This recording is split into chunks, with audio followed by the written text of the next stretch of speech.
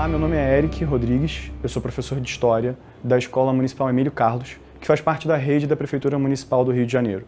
Sou professor aqui há mais ou menos 1 ano e meio, trabalhei com as turmas de 8º ano aqui no colégio utilizando métodos de ensino híbrido. Na aula de hoje eu procurei mesclar os métodos sala de aula invertida, rotação por estações e fazer uma personalização individual do trabalho de cada aluno, especialmente através da agenda que eu costumo compor e é sempre a primeira etapa ao pensar a aula. Em relação à sala de aula invertida, ele tem que ser sempre um método utilizado como uma opção, porque nem todos os alunos têm acesso à internet, computador em casa. Ainda que seja muito válido, eu tenho alunos que se interessam muito por esse método, é sempre preferível contar com uma segunda opção, realmente um plano B para aqueles que não têm esse acesso. Então, na hora de pensar a sala de aula, foi preciso separar eles em grupos, em estações mesmo, onde houvesse a possibilidade de levar computadores. Para isso foram levados 8 computadores para a sala. Esses computadores eram entregues a alunos de acordo com suas agendas, para realizar tarefas em cima daquilo que tinha sido planejado anteriormente, com base nessa personalização. Alguns grupos trabalharam com tarefas de análise e outros com tarefas textuais.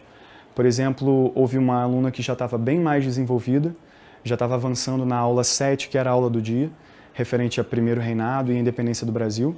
E essa aluna já estava analisando uma carta feita por Dom Pedro I a seu filho, Dom Pedro II, quando ele abdicou do trono. Eu acho que esse tipo de análise personalizada é o que me permite encaminhar uma próxima aula, pensar num momento à frente. Dá para imaginar que uma aluna como essa, que já está um pouco mais avançada, precisa receber um desafio um pouco mais complexo, talvez para uma próxima aula, para que ela possa chegar a esse tipo de nível, ao nível realmente que ela está buscando, que ela consegue desenvolver. Enquanto eu preciso continuar mesclando um pouco dos métodos presenciais de trabalho, não ficar só focado em sala de aula invertida, porque eu tenho um aluno como o Marcos que depende sempre de um espaço físico, de um computador disponível aqui, para que ele possa realizar o trabalho dele. Antes de começar a aula, é preciso viabilizar todo esse material. Normalmente eu peço a alguns alunos específicos que me ajudem com o transporte disso.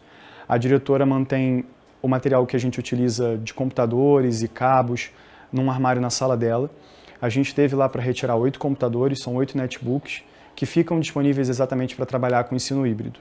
Em um momento anterior, eu já tenho que ter alimentado esses computadores com o conteúdo para que eles possam trabalhar também offline, caso não haja disponibilidade de banda larga.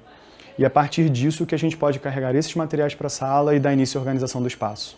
Uma das principais ferramentas que eu utilizo é o YouTube. Me permite carregar vídeos que eu já elaborei antes, eu mesmo crio os vídeos.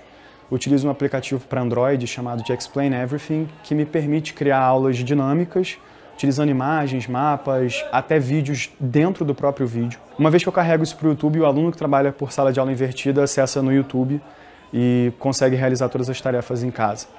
Já aqui eu faço um upload offline desse arquivo para cada computador e o aluno pode acessar ele tanto o da aula do dia, quanto se ele precisar para algum tipo de consulta, vídeos de aulas anteriores. Uma dica que eu daria ao professor da rede pública que pretende trabalhar com ensino híbrido, que quer se envolver com ensino híbrido e que está pensando em como realizar isso na sua sala de aula, é realmente pensar sempre com criatividade. Eu acho que a criatividade é a essência para você superar as limitações que vão surgindo a cada momento quando você está tentando desenvolver uma coisa nova. E eventualmente você vai ver que vai surgir um momento em que parece que é impossível realizar uma coisa da maneira A, mas você tem sempre acesso a uma pessoa que pode te ajudar a construir aquilo de uma outra maneira, às vezes uma pessoa da direção que viabiliza um recurso técnico, às vezes um colega que tem uma noção da pedagogia, de como desenvolver aquilo e pode te inspirar a criar, por exemplo, um método avaliativo diferente ou pensar numa outra maneira de expor um conteúdo, até de desenvolver uma habilidade.